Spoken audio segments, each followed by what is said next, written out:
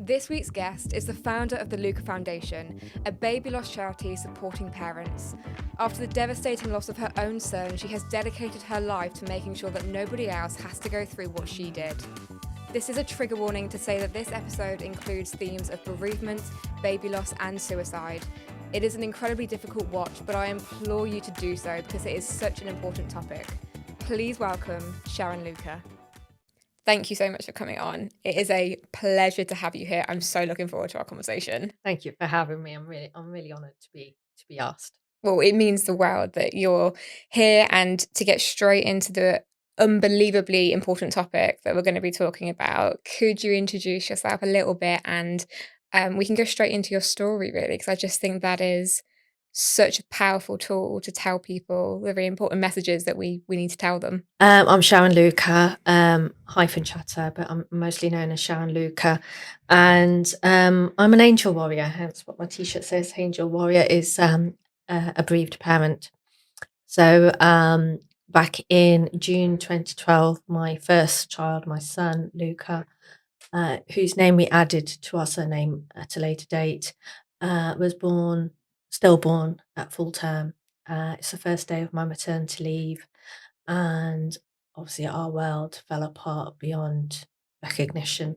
His passing was a real wake up call to us to, don't take anything for granted. No. It's a massive thing. And throughout my pregnancy I was fine. I was 36 when I was having him, when I conceived. 35 when I conceived, 36 when I had him. And it was just one of those situations. We were later parents because we met late. My first marriage was violent, and left that, and had a long time by myself, which is great because it really made me feel like I found who I was and who I wanted to be going forward. And when I met my husband, Jazz, things just fell into place. But I was 32 when we met, 34 when we married, 35 when we conceived Luca. So yeah, it was quite a snowball of things that happened around that time. And when you conceived and when you fell pregnant, I know sometimes it's a horrible term. I think it's sometimes we use like a geriatric mother or geriatric parent, which is just a horrible term to be associated with. But did they have any conversations with you at the very beginning and or anything like that? Strangely not. Oh, okay. Yeah, so I was expecting to be like a high risk type pregnancy because of my age, and I wasn't. And now in hindsight, I should have been, because the things that I know now since losing Luke and the research that I've done in fertility and various things meant that I should have been, and I wasn't. Hence, there was a number of things missed. Yeah, your journey with your pregnancy, you've mentioned it to me before about there's lots of things that didn't happen that should have, but one really significant scan that didn't take place but should have. No, there was one scan that did take place, but they didn't read it properly. So can you tell us what happened? Yeah, absolutely. So I was quite sporty before getting pregnant. So I had quite a small frame. I was very much into my kickboxing and things. And so I was measuring small at 24 weeks. And my midwife said to me, you're measuring small, but were you a small baby? I says, yes, I was. And so was my husband. And she goes, well, we'll do a growth scan just to check. So she looked at the appointment booking system and she says, oh, the first one's on Friday the 13th, this week. And she goes, are you superstitious? And I'll always remember this. And I said, I am sometimes, but I'd rather make sure my baby is okay. Okay. So we went ahead with the appointment, and the sonographer knew the chap who lived in our house before we did. Oh, small world. Yeah, exactly. Okay. So very extremely local. And she just kept talking about all the time she'd been to our house, parties that they'd had and things like that. But she was doing the scan and gave us lots of extra pictures because she knew where we lived, that kind of thing. Felt like she knew us. Yeah. And then, the key question was, is everything okay? And she says, yeah, everything's fine. carry on, and it'll be lovely. Carry on with your pregnancy, you're fine. And it wasn't till the post-mortem we had that showed that actually she missed that his abdominal area was extremely small for his gestation weeks. Oh my God. And so she missed a massive sign that things weren't right. And it should have been seen Yeah, in that scan. yeah.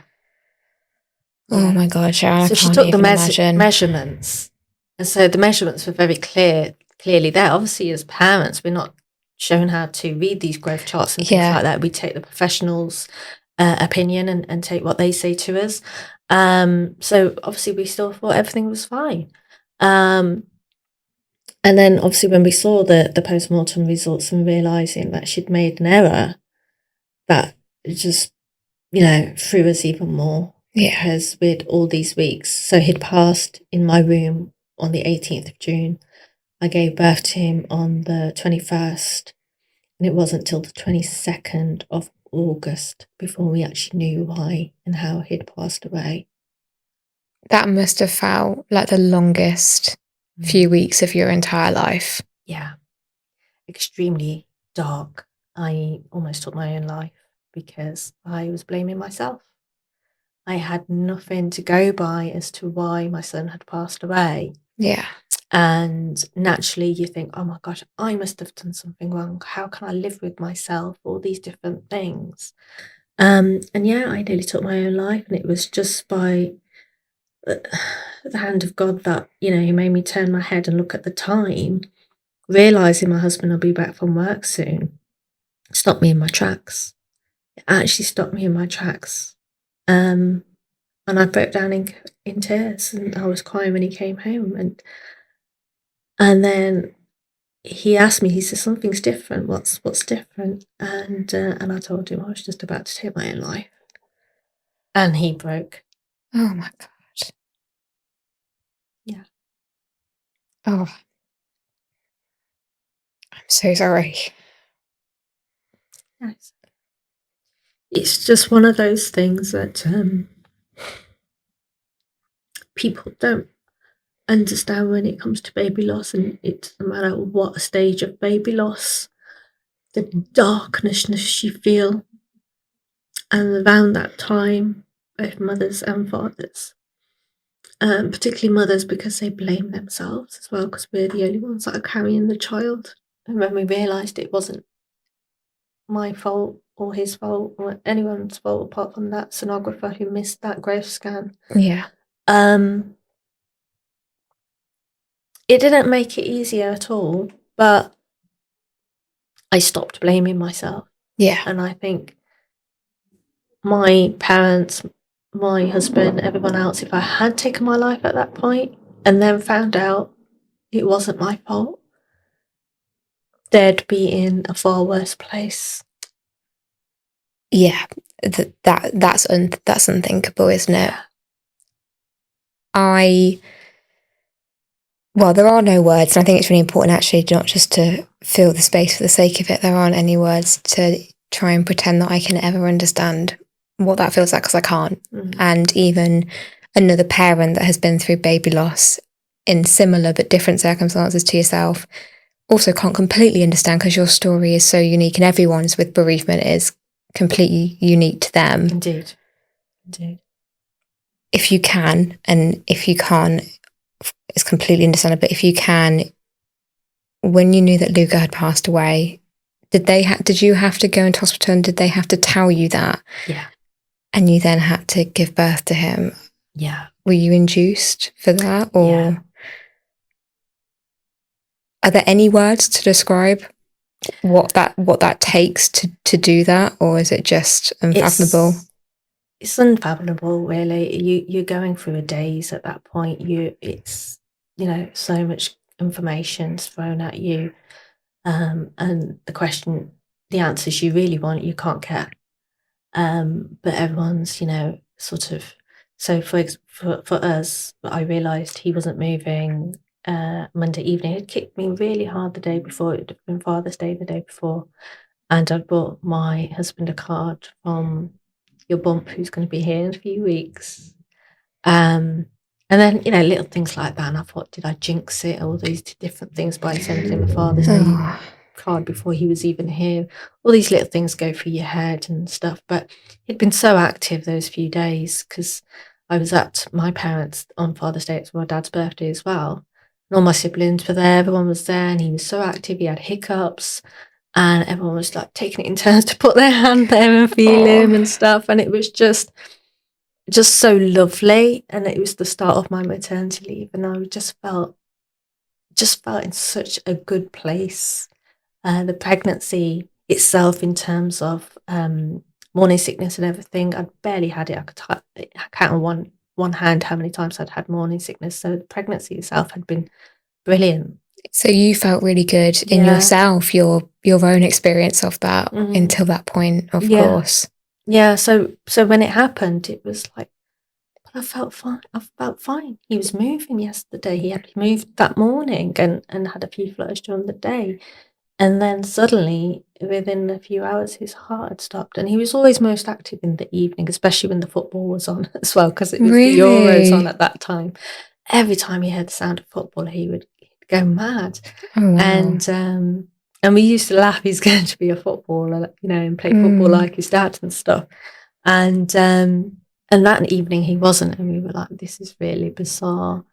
But so when we went to the hospital, it was nearly midnight by the time we actually found out he'd passed away and his heart had stopped. And by the time we came home and everything like that, and they were like, because it's so late in the night now, it has to be, you have to have a second scan by somebody else, the different midwife. They sent you home? Yeah. So they sent me home to come back in the next morning to confirm it again, to get scanned again. What? Yeah. Yeah, it's shocking. They told you to leave hospital knowing what had happened to Luca? Yeah. Yeah. Oh, God. In their mind, it's you're better off at home and start telling your family in your own space, that kind of thing.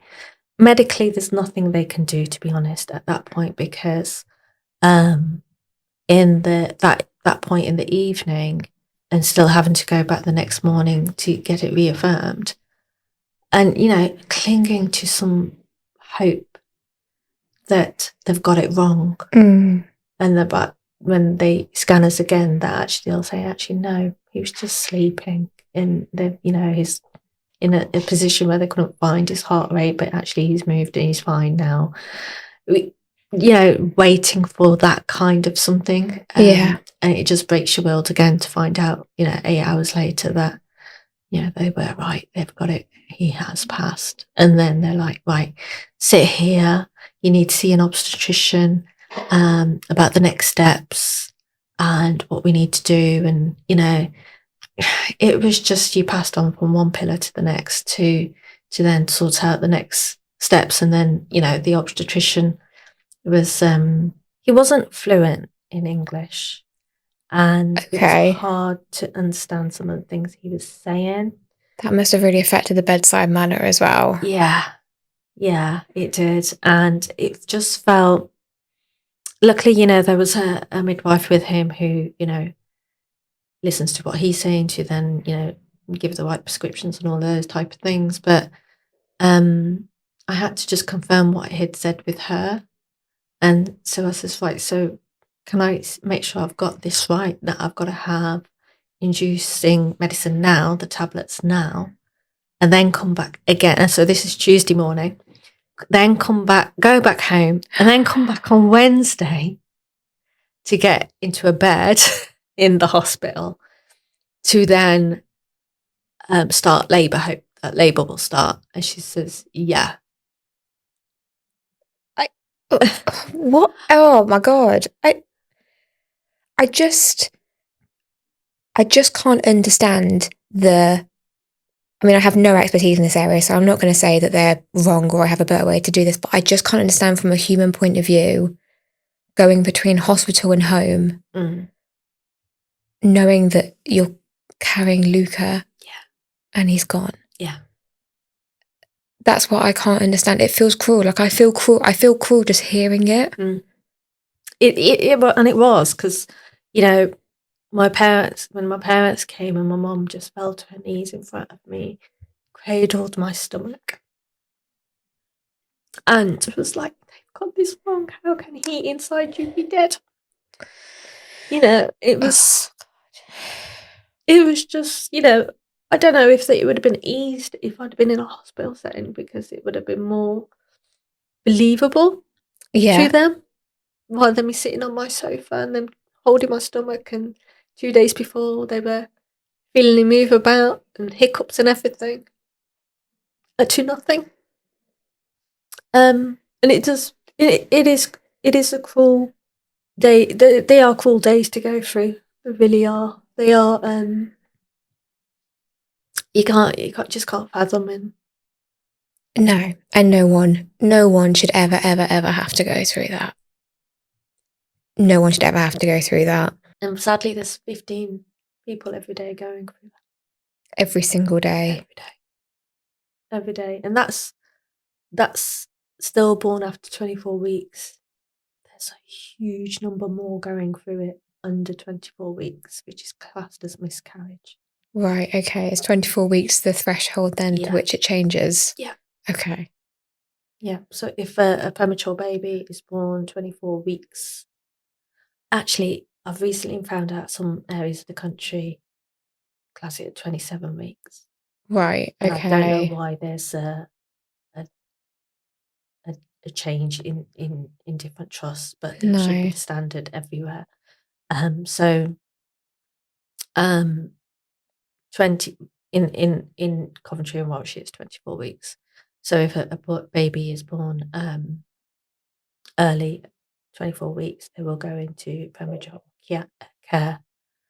If they're born a week before and they still have the same chance of survival, they're not given the care. Because of 1 week's difference? Oh gosh, to be that parent I know. that's a day or a few days difference from that threshold. I understand that we have to draw the threshold somewhere,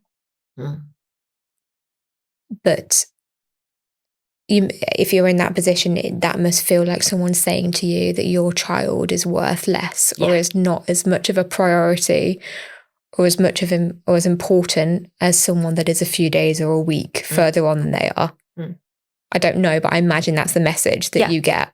Yeah, that is pretty much the message most families in that situation would be getting. And I know this because one of my best friends, her sister, went through that a year later.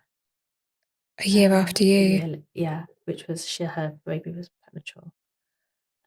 She's perfectly healthy and fine now, but she was 24 weeks. And the doctor they had during the day was like, no, there's nothing we can do if, once she's born. Whereas the doctor that came on after midnight was like, no, we will. So sometimes it's just the doctor you get. How can that happen? The difference between two doctors. I know we're not robots and all humans have their own idiosyncrasies and little things, but that is a massive distinction. Yeah. And this was in London. So I don't know, their rules and different things. But yeah, I mean, it can sometimes come down to literally the doctor you have. If I think back now, if I didn't go with Friday the 13th, I could have got a different sonographer who would have picked it up, and things would be different, very, very different for us now. Completely different. And that must be like torture. Yeah. That what if, those two words being put together. Yeah, absolutely. And but it spurred me on to look at all the failings that we had and make it change for people going forward. Because one thing that when I gave birth to Luca on the Thursday, so I'd been in labour overnight, and the anaesthetist that I was given was a junior, and it took him 6 attempts to put the epidural in my back, and I was screaming, absolutely screaming with pain. and he couldn't do it. And then they called the senior, who did it immediately. So 7 attempts I had of an epidural before it was actually worked. Given the circumstances you were already in and the trauma you had already experienced for several days, why on earth would you give someone in your position a junior? Exactly. Surely that's common sense. Yeah, exactly. It's just, you couldn't make it up, all the things that had happened. And then I gave birth to him on a ward where obviously it was a normal labour ward, so I could hear babies being born all night alive, knowing that mine's coming out completely silent. And that was torturous. And then he was born and they showed him to us, absolutely gorgeous, brilliant. And I was like, they said they'll clean him and bring him back. To this very day, we have no idea why they took him to a different room to clean him. We've never had that answer. Then that's not standard? That's not standard. Okay. No. So the baby should be cleaned in the room where you are, where you've given birth, just like a live baby. And in them doing that and taking him to a different room, the midwife then went off to care for somebody else. No one knew where Luca was, so they'd misplaced his body for 9 hours. And whilst we were waiting for him to be brought back to us, cleaned and dressed, basically the midwife had gone off. They didn't know where she was. They couldn't tell us where Luca was. All the different midwives that came in to check on me, every time somebody came in was, "Where's our son? Where is he?" And by this point, I said to my husband, I said, "He's been thrown away." And he was like, what do you mean he's been thrown away? This is how they're going to know it's him, if there's a sheet over him or something like that. And his cot's been taken somewhere, could be like gone to a laundry room or something. And he was like, "Let me go out and look," asked the lady on the desk. And she goes, "Oh, are you the father of the dead baby?" Oh. He was just come in and it's like, she said that. She said that. That is vile. There's no other word. That is absolutely vile. How dare she? How dare she? Yeah. I know. Like I said, you couldn't make up the traumas that had caused us. The 9 hours that he'd, gone missing and everything. And I don't understand. So she took him to go and get cleaned and dressed, which she shouldn't have done anyway, into a different room. Why on earth would you leave? Yeah. Why on earth would you leave that baby? He is no different to anybody else in his worth or the care that you should be giving. Yeah. You wouldn't leave another baby in a room alone. So why on earth did you? Exactly that. And to this day, we have no answers. And what I did realise, a few months later was cuddle cots had come out around that time. The hospital didn't have any. And what they did, a cuddle cot would do, is it's a cold piece of equipment and the baby goes in there straight away to keep their body preserved. Okay. So is that what I imagine to be similar to what's at the side of the mum's bed where the baby lays, and it's a much colder version of that? That's it. Okay. Yeah. So it has like a mattress that's pumped with cold water, all these different things, to keep the baby's body cold, because obviously with them, as soon as they're warm, they deteriorate, and being so small, it's like you think of a grape being dried out, and it becomes, it becomes much drier quicker than a melon would, for example. Yes. So we found out that these had become available, and we thought, if we had that, he wouldn't have been misplaced for 9 hours. He would have gone straight into it, and we would have had more days with him to say our goodbyes. Whereas we had hours. So by the time we'd got him back, I'd given birth around 8 o'clock in the morning. 5 p.m. is when we got him back. Our family came to see him, our parents and siblings. And then it was evening, and they said, "Right, go to sleep. We'll leave him here next to you in this Moses basket." And they put us in a bereavement room, which kind of looked a bit like a hotel room. It had a double bed and all of that, ensuite and everything, and a TV and things. And all night, I kept checking on him. And that motherly instinct had already, triggered, and kind of I was checking on him, like as if he was sleeping. Then I'd look up, kind of roll my eyes, thinking, well, why am I checking on him? He's not even alive. But my brain and my heart couldn't connect those two things. How could you even begin to comprehend it? Mm-hmm. It was so hard because he was perfect in every way. There was no defects of him. When they checked him over, there was absolutely nothing wrong with him. There was nothing wrong with me. There was nothing wrong with my placenta. So we couldn't even get any answers there, because they said, if there's anything noticeable once you've given birth, we'll tell you if that's the reason he's passed. And there wasn't. The next morning, literally woken up, and she says, "Oh, breakfast is outside. Have your breakfast, and we need to take him." We was like, "What? What? We've just had this one night, a few hours. You've told it, we needed to sleep, obviously, because we'd been up 48 hours through the birth and everything." And then they were like, "We're going to take him soon." And we were like, no, you're not taking him. So I was like, you know what? I don't even want to eat. I just want to hold my baby. And we took it in turns to hold him. And then it was like a few minutes for me, a few minutes for Jazz, a few minutes for me. And it was like, we weren't ready at all to let him go.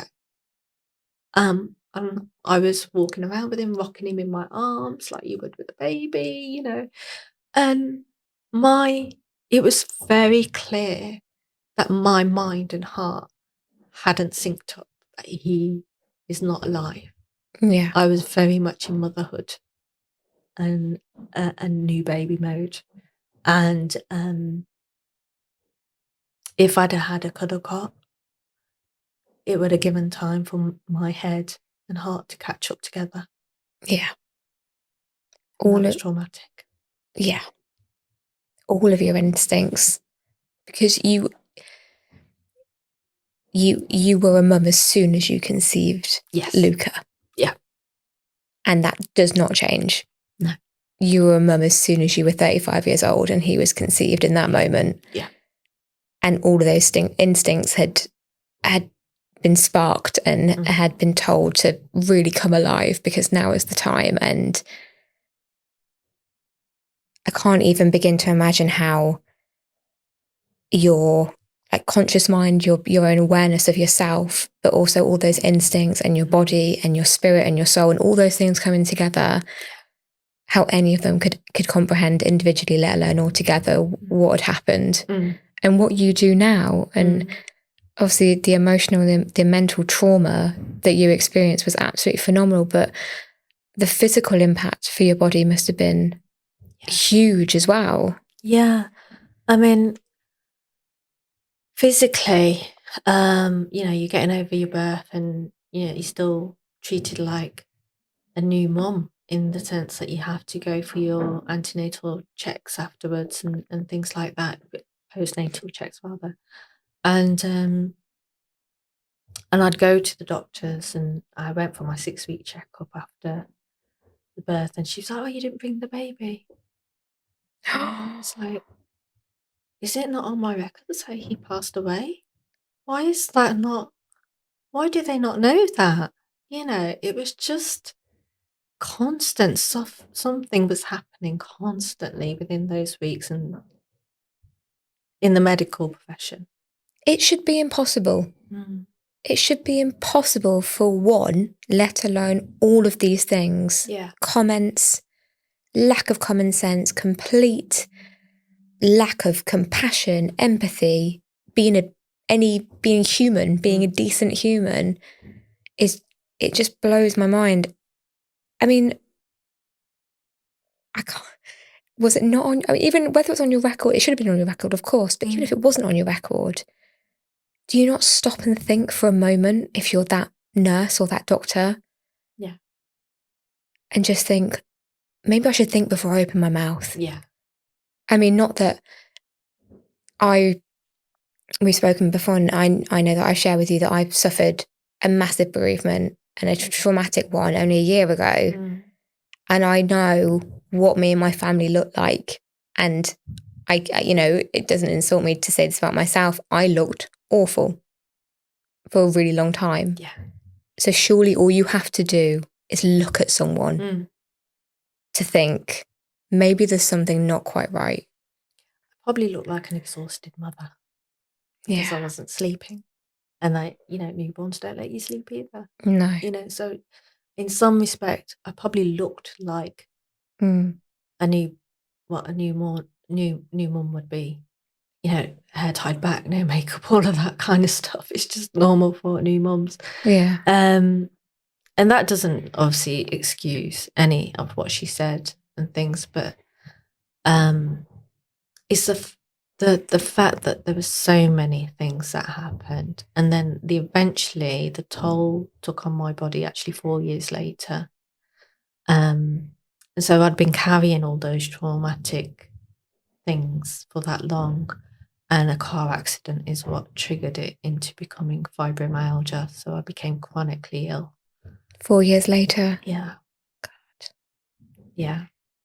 I think I'd gone into a mode of, so what do we do now? And one of our things of what we did now, and one because of my age, was let's try again. Yeah. And then we were blessed with another son, thankfully. And it was the failings actually that happened with Luca which saved his life. Your second son, wow. Yeah.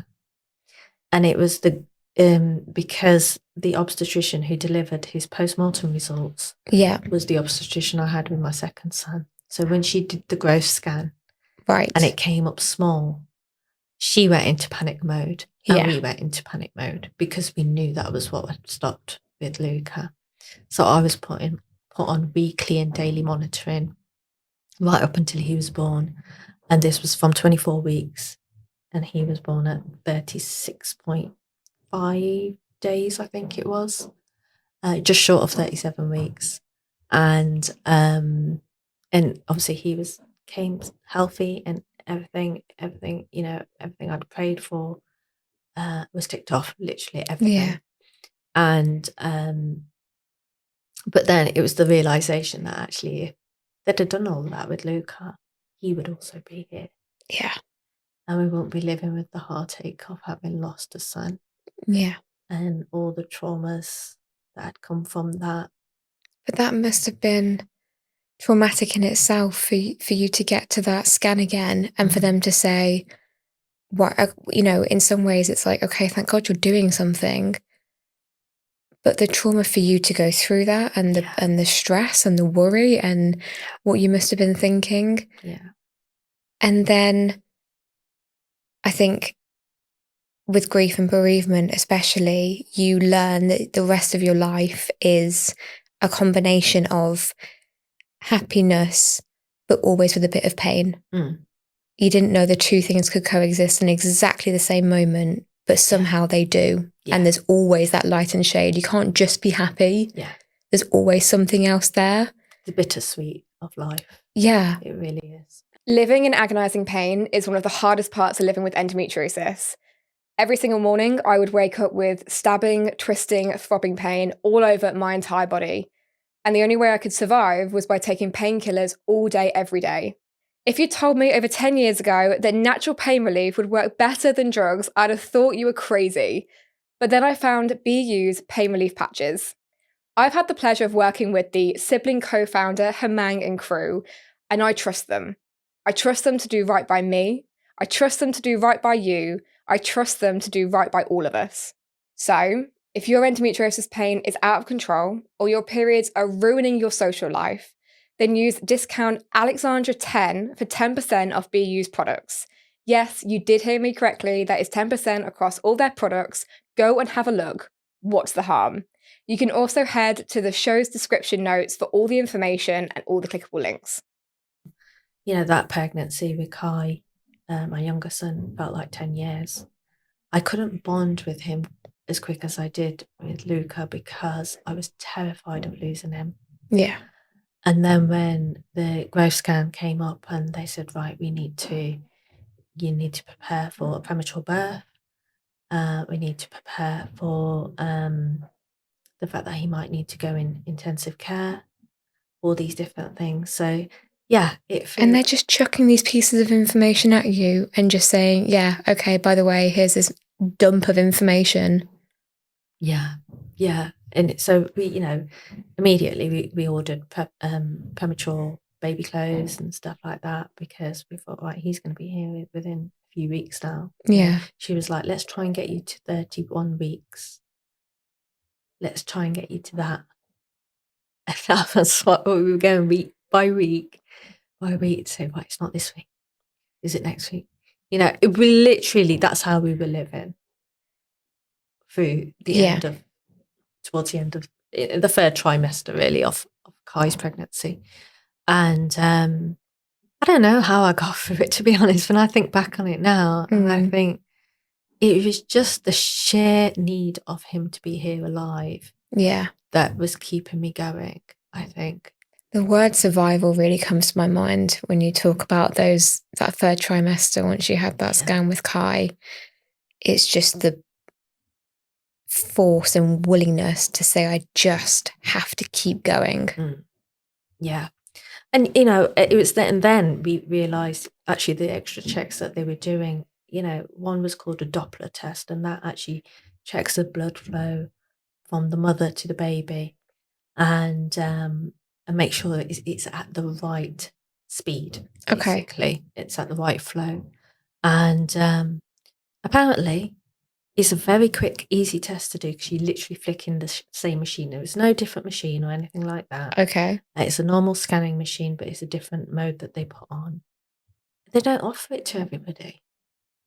It's not part of their normal checks. And I'm thinking, well, why? It should be given to everybody, healthy, low risk, whatever. And we're talking about pressing a button or flicking a switch. Yeah. There can't be a decent reason for not doing that. Time and money. It takes longer for the appointment. But you know what? It's an extra minute. It's literally an extra minute. If there was something in that flow of blood, which is saying, right, so obviously with Luca, what the fact that it was growth restriction meant that the flow of blood wasn't going at the right speed. Right, okay. So the nutrition wasn't getting to him for him to grow. Yeah. At the right speed. And with Kai, I was then put on half an aspirin every day. And I would not say to anybody listening to this, if you go on half an aspirin, just for the sake of making sure your blood flow is okay, you have to do it with medical guidance because you could have the opposite effect as well. Yeah. So never go on any of this medication, even though it's the most simplest medication that you get over the counter and everything like that, is just don't do it without medical guidance. Yeah. But that's what it was for me, was literally thinning the blood enough for it to keep flowing to Kai. Obviously, and we still had a growth problem. Yeah. At 24-week stage. So it doesn't fix everything. It has to be monitored. And it was just, all these different things that kept coming up, that they can do growth scans every 2 weeks to check the difference of the growth. They could do it every week. It's just literally all these different checks that are available and they don't do. Really highlighted to me that sometimes as parents we need to be empowered with this knowledge. And say, can you do a growth scan, because I'm just worried, because I was a small baby, my husband was a small baby, but you're not checking that for us. Those different things. We've had small babies in the family, my sisters had small babies, that kind of, it's in the DNA. And gestational diabetes checks aren't offered to everybody either. But how can you say, I know like the practicalities, and I don't work in the NHS, so I can't speak as if I understand the inner workings of making those decisions. But how can you say to parents, when we're talking about one of the most important things in life, in human life, which is growing a new life and rearing a new life, how can you say that because it takes an extra few minutes to flick a setting on a machine to do another scan, that that's just not something you're willing to do? Yeah. Because the budget dictates it.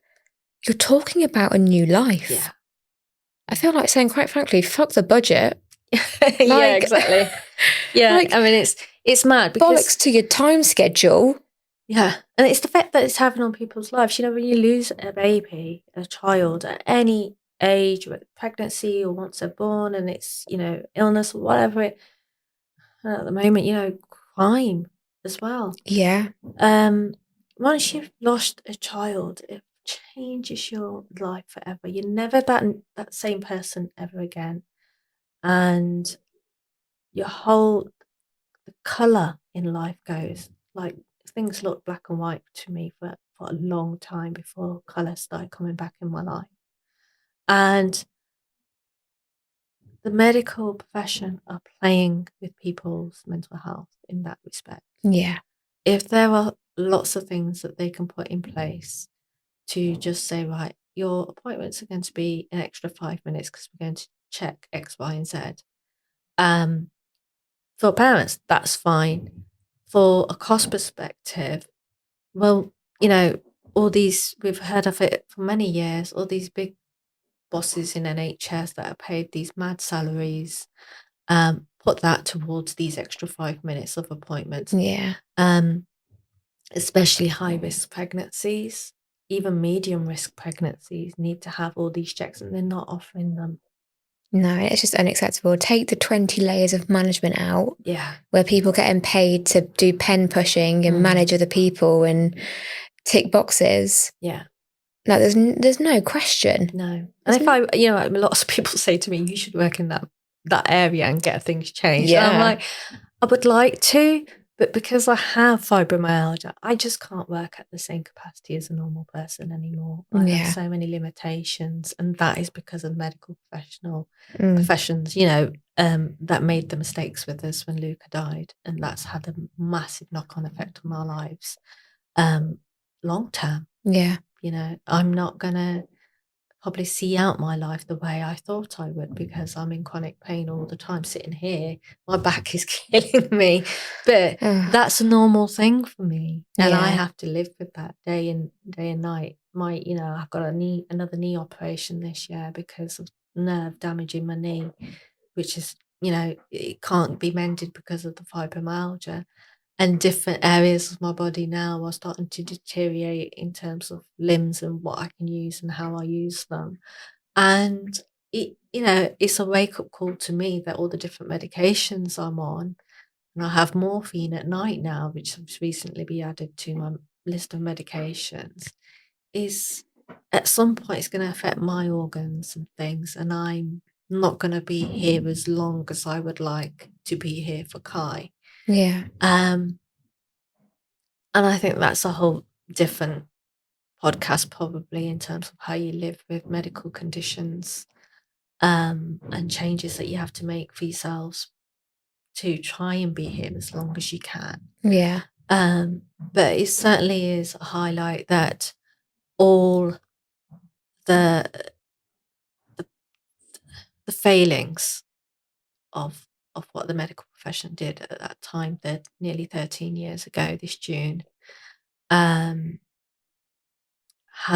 significantly had an adverse effect on all of our lives, which means, you know, my husband's working hardest for us to live. My son hasn't had the healthy mom he should have done, that could play football and basketball and all those different things with him. I've lost my career to it. I used to be a project manager, so, you know, our household income was more than halved overnight. Yeah, we can't take him on holidays. We can't do things that we would like to do because of their failings. Yeah. Do you feel like you've had any justice for you or for Luca or your husband? No. No. Setting up the charity in his memory, the Luca Foundation, is my only way of channeling my grief, because now we make sure that all the cuddle cots around the country are kept in working order. So we maintain them, we repair them, so that no parent going through the loss of a child should go through what we did and not have that time with their child. Amount of people that have come back to me since knowing that it's us that set up the Luca Foundation and had a cuddle cot. Those days were so valuable for them, so precious, to hold their baby, to take in all their features, to fathom what had happened. Yeah. Getting that that sudden shock to your body, to your mind, your heart, everything. Um, Processing it gives them time to process it, and it's so vital for their mental health to process it while they've got their child with them, Yeah. because that's what all the negative effect it's had on our lives, is by not having our child with us, where we had to process all this shock and grief, and start our grieving process and everything. Um, I've, set up the bereavement shop as well online, bereavementshop.com, which the teddy bear I'm holding now, I It's designed. beautiful. It's absolutely gorgeous teddy bear. Thank you. And it's, it holds Luca's hospital bands.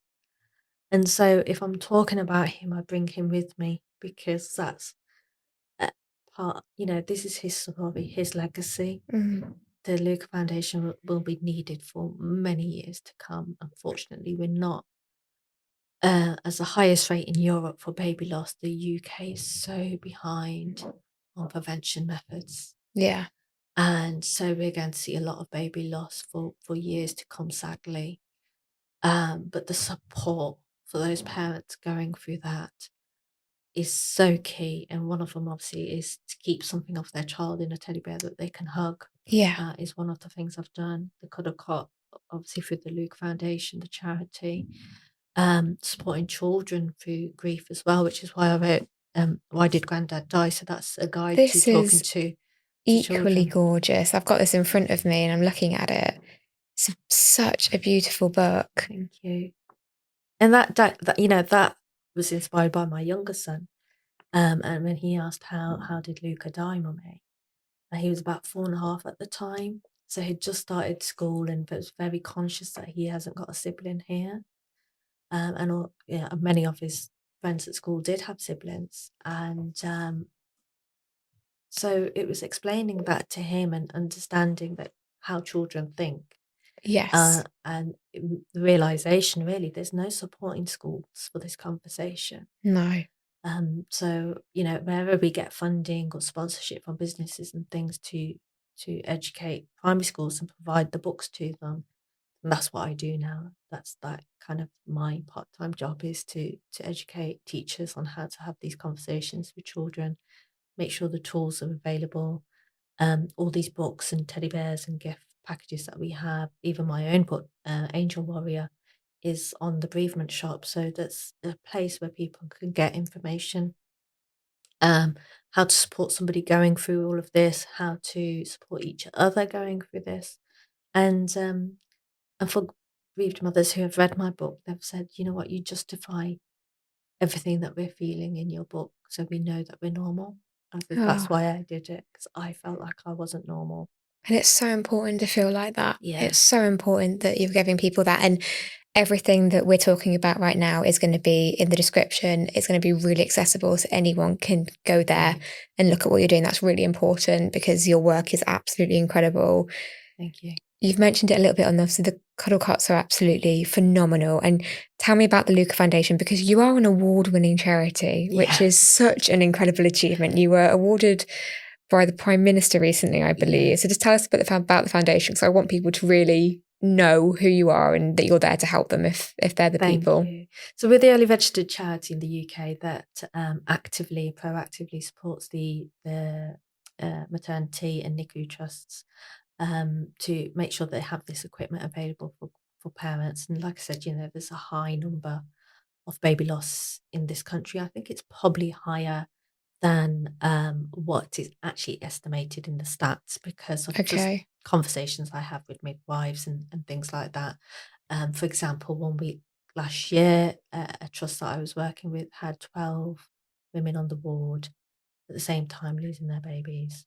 But 12. yeah, and it's highly unusual to have 12 in one hospital, to be honest. Yeah. Um, but that was a high number for them, and that was over 24 weeks. That wasn't counting everybody Oh my under that goodness. that period, gestation period. So, it's a high number, and we say 15 a day, and that was 12 in one day for one hospital. So I do think the stats are slightly skewed in that way. But yeah, the Luca Foundation was recognised by the Prime Minister last year, which was great to receive the Points of Light Award um, for the work that we do for the NHS. It would be easy for me to be angry with the NHS. I think you have Um, every right to be honest. I but feel angry for you. I think the parents that need the support, that's what I do it for. Yeah.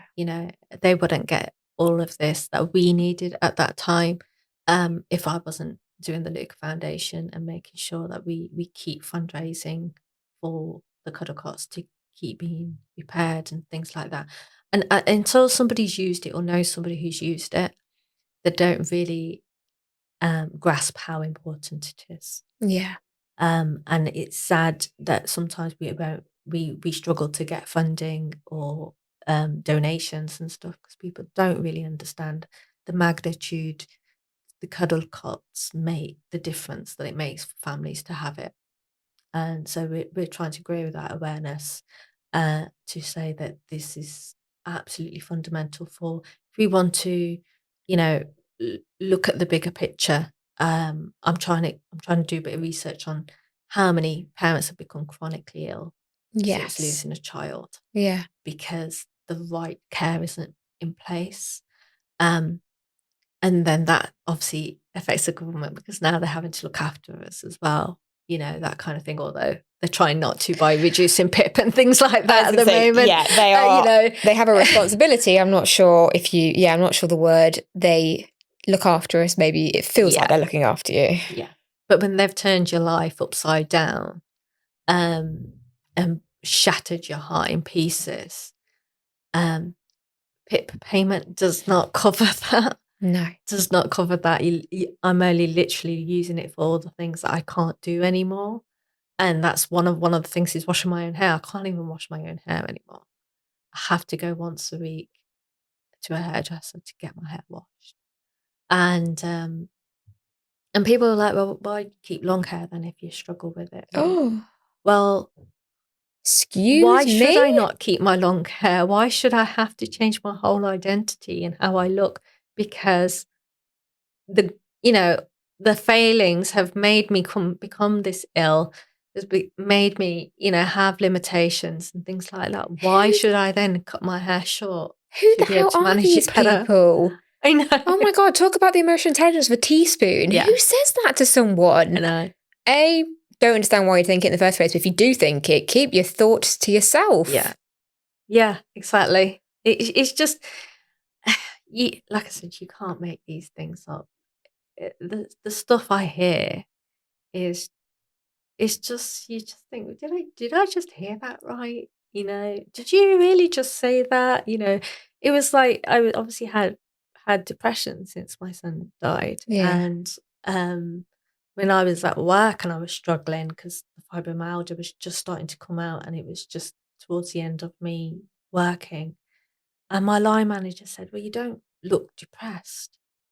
I was like, "Yeah, because I come in with makeup on to cover all my grey, dark bags and dark eyes and everything like that. Should I have a Post-it note on my head to say I'm in depression?" What do you want? A tattoo on my I forehead? know. It was just that just like, you know, the straw that broke the camel's back really for me in the terms of work. It was just I just can't carry on. No. I just couldn't carry on. I was signed off that day the next day, to understand, what was happening with me, and that's when my depression had got worse, my pain had got worse. I got diagnosed with fibromyalgia, and that was pretty much the end of my career at that point. Yeah. Someone described it to me, and it helped me actually. It's helped me actually to think about it, but someone described it to me as the secondary losses. Yes. All those compound secondary losses. Yeah. And it is everything from not being able to smell them. Yeah. To birthdays. Yeah.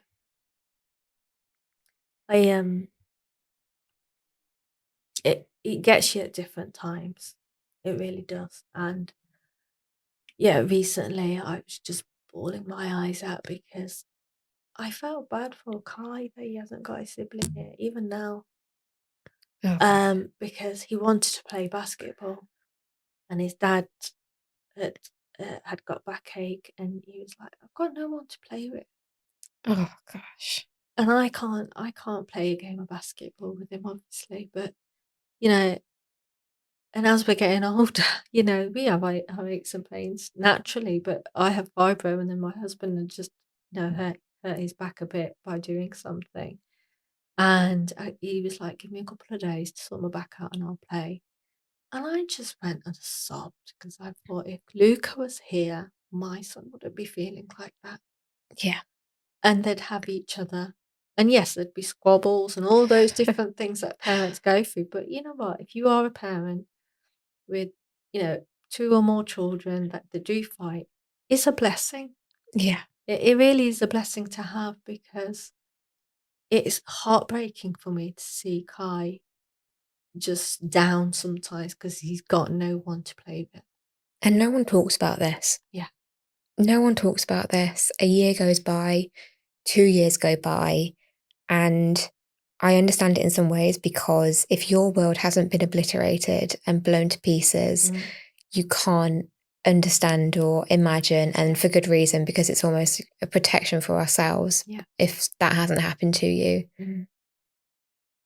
But the pain never goes away, and the secondary losses never stop coming up. You never stop noticing. And even when I'm sure with Kai, and I know with my family as well, there were some really purely, like truly happy moments. Yeah. But it's just so complicated, and no one talks about it. No. There needs to be more discussion around it, around this subject, and a lot of things, especially around children's mental health who are going through the fact that they don't have a sibling for whatever reason it could be. You know, just lots, for parents to be understood, the workplace to have more understanding, because workplace is also awful in terms of how they look after people. Not all. I mean, I've recently, one of my neighbours became grandparents recently, and their son has been given 3 months off by his company for paternity leave. Oh, I was like, wow. wow, 3 months. That's amazing. Yeah. I've never heard of that before. The only other person I know who's done more than 3 months is Stephen Bartlett with his team, because I know somebody who works for him. Wow. And he's really proactive on making sure that the family life balance for his workforce is prominent. Well, I'm very glad to hear that, because I quite like him. I like what he does. So I'm glad to hear that the image that I had is standing up, because I do like a lot of the stuff that he does, and he's definitely on the money. Yeah, he's a genuinely lovely guy. I've met him a few times, and he is genuinely caring and loving. And he remembers me every time he sees me, which is why it makes me sometimes think the amount of thousands of people you see, and you remember little old me. Wow, you're definitely not little old you, Sharon. You're very, very well. You're an incredible woman, and an inspiring woman. And I feel so educated just having this conversation with you. I'd really love to leave our listeners with a question, because I think it will make them think, and I hope it will encourage them to notice more, to pay attention, to maybe go and think about this topic more if they haven't had any awareness of it. Yeah.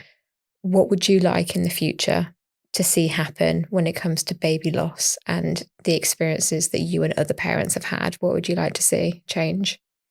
I think through all the different studies and research I've done since, and again, like I said, that's a different podcast in itself. But I think when we say family planning in the old terms, really, but I think it really starts from preconception as well. I think obviously for life reasons, we were older parents because Yeah. we'd met later and I'd had an awful first marriage and things like that. But genuinely, people are waiting till later to have their families, and the quality of our eggs and sperm as is getting older is not at its optimum. Mm. And there's a whole nother episode on this, but fertility, people need to look at their fertility in their 20s, late 20s. If they have any problems with their cycle, Yeah. women should be getting to the doctors. Do not get fobbed off because that could be the start of something. It wasn't for us. We know the reasons it wasn't, but for so many people that I have heard of since, and hence why I've gone down this research avenue, is that I want to be armed with knowledge so I can help others. Yeah. So I would say to people is um, understand the things that you need to do before conception Mm-hmm. and understand all the checks that you can get through your pregnancy as well. And then, God willing, you will have a safe pregnancy. But those that do go wrong, I would like to see better healthcare and support for bereaved parents. I don't want to see any parent to go through all the things that we have, and I don't want to. I want the medical profession, the whole NHS, to change the way they look at older pregnancies, Yeah. give them more checks, give them more support. Um, and I think just the awareness of these things do happen. They shouldn't be happening as frequent as they do, and we need to challenge the doctors to say to go with what we want. For example, a quick example is with Kai. Even though we had all the growth scares and everything, they wanted me to go full term, and I couldn't bear going Mm. past 36 weeks because that's when Luca died. And I was an absolute mental wreck because I was prodding him at night to make sure he was alive. Yeah. And I shouldn't have been put in that position where I had to write to the head of obstetricians to say, if you can't guarantee my son will be born alive, you will deliver him early. It shouldn't have taken that from me to do No. in the state I was in. And they should be proactive on that. If a parent has lost a child, the care level for high risk to prevent the loss in the first place. But then if it does happen, the care level after that needs to be improved. There's nothing I can say that's more important or more poignant than that. So I just want to say thank you because you are an absolutely incredible lady. Thank you. I feel honoured and so educated every time that we talk. It has been it's been really emotional, and I'm glad that it has, and I hope that our listeners listen to this, and if they've been emotional themselves or it's really resonated with them, to really take that away with them and go and look at everything that you're doing and share it far and wide and talk about it. So thank you so much for coming. You're most welcome. And if anybody has been affected by this conversation, has triggered that about their loss, there's some great some charities to talk to. SANS being one of them. We work quite closely with them because I work now on the baby loss awareness parliament group as well. So there are changes happening, but those groups who are extremely experienced, as well as Tommy's, reach out to them because they have got great support networks. Thank you. Thank you. I loved our girl chat this week. Thank you so much for listening.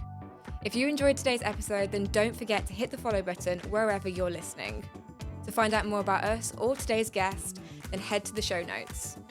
Until next time, I'm Alexandra, and remember, it's not just a period.